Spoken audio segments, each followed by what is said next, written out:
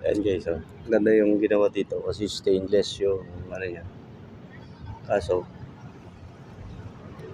ito nga, ginawa namang tapunan ng basura.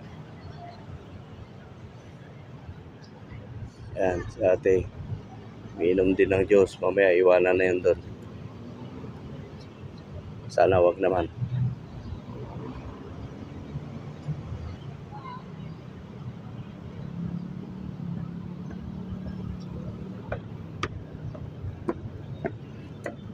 Ayan. So, dadala po dito guys. Pero,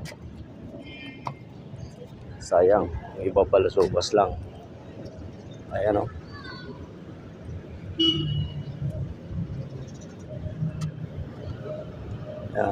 Hindi naman ng mga ano.